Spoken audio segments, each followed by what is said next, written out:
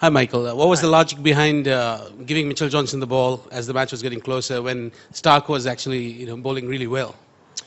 It's pretty tough to bowl a 10-over spell, so it was more to give Mitch 2 overs off. He was bowling beautifully, and I knew if we could find a way to get another breakthrough, I thought Mitch would have a huge opportunity to try and go through the tail, as he just about did. Good decision? Correct. All good. Does Michael up here? Yes, Does the New Zealand batting make you feel any better about the way your guys batted? Because in isolation that looked pretty abject. Yeah, not really. We were extremely poor, there's no doubt about that. I think credit needs to go to New Zealand bowlers. I thought they bowled really well. They swung the ball nicely and bowled good areas. But our shot selection was very poor. And I think our defence, more than anything else, was an area that was a lot poorer than we would have liked. I think sometimes you can get caught up in 2020 cricket and one-day cricket working on the power side of your game. I don't think we've had too many training sessions where we've worked on the start of our innings and actually defending a brand new ball or a swinging ball. So that's an area that we can certainly focus on moving forward, because I think you face conditions like that all around the world, not just here in New Zealand. I think you'll see the ball will still swing at the whacker in our next game. We've experienced plenty of times in Brisbane and even the MCG these days and the SCG. So I think moving forward, where our games are played, the ball's going to swing, so we've got some work to do with the bat, that's for sure.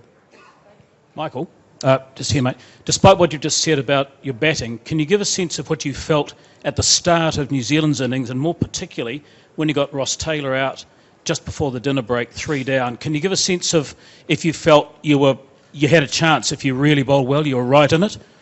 I felt that from the start, to be honest. Although our batting, like I said, was extremely poor, I made it very clear to the boys that I thought we had enough runs. And I think you have to do that certainly as captain of the team. You've got to back your bowlers. I think we've got a fantastic attack. All the guys have individual skill and talent, there's no doubt about it, and I think you've seen a good glimpse of that with the way Starkey bowled today. The class of Mitchell Johnson, and you've seen obviously the class of Pat Cummins in his short career as well. So the faith was there was no doubt about it. We just had to execute, and I think we did. I think even to get Brendan out, the way Brendan's playing at the moment, to get him out for 50, I think we found a way to change our plans halfway through his innings and found a way to get him out. But yeah, again, I think Mitchell Starke to me was the standout today. That individual performance is as good as you'll see in any form of the game. Good pace, good swing, and most importantly, very good execution. Michael, with the batting, was the 2-week break any factor in terms of sort of rustiness among the batsmen, or was it just shot selection and such? Yeah, I don't think so. I think it was more shot selection and probably being in a bit of a rush as well, thinking we probably had to score a lot more runs than we did. That type of wicket with the ball swinging, I think you've got to give yourself more opportunity at the start of your innings and try and catch up later at the end. How would you judge your own performance in your comeback game? I suppose it's been overshadowed by events here, but how would you judge? I'd like some more runs. I'm no different to any of the other, especially the top 6 batters. We were disappointing today, and again, my shot selection was poor, especially at that time. We just lost 3 for 2, I think. Michael, is the challenge now that you go to Perth, which is going to be vastly different conditions, then back to Sydney in a pretty short turnaround? Is it adjusting to conditions an issue? Was that an issue here, and does it loom as another issue? I don't think so. I think we gave ourselves enough time in regards to preparation. We've been in New Zealand for a week.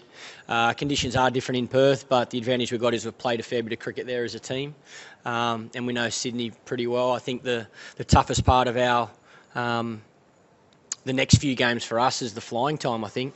We've got 8.5 hours travel time to Perth tomorrow, and then another 5 hours back to Sydney. So recovery is going to be the key. I think we can talk about, obviously, our performance today. I think every batter certainly knows what we all feel.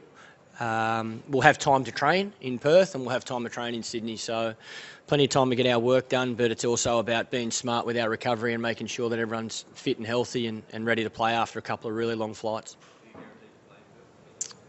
I hope so. Selectors haven't picked the team, but I would hope that yeah, I don't think it'll be from the flight that I don't play. Maybe not making enough runs. Michael, 434 playing 438 at Wanderers has been called the greatest one-dayer ever and stuff like that. But sometimes our games like this where it's 150 and you really have to scrap for every run. Are these games, do they mean more to you?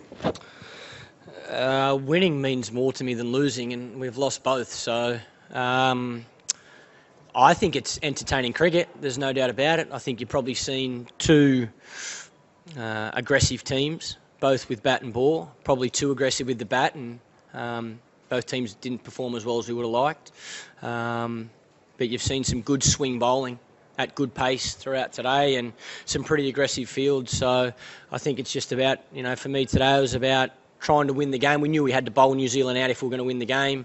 Whether that took 10 overs or 40 overs, it wasn't about runs for me. It was about trying to bowl them out, hence the field placements I had.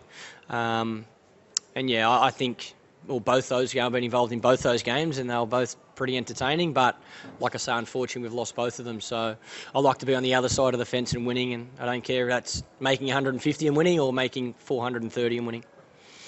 Taking a bit of a glass half full view, is it a handy thing that the batsmen have had that performance and have this feeling now as opposed to in a quarter final or semi final? I don't think there's ever a good time to bat the way we batted. I think the advantage we have though is we're not knocked out of the tournament, so we've got room and time to improve our game. But against the best oppositions, you have to play better than that. There's no doubt about it. And we acknowledge that. I don't think this is certainly not the end of the world for us. I think we need to respect the way New Zealand bowled and understand that they bowled really well.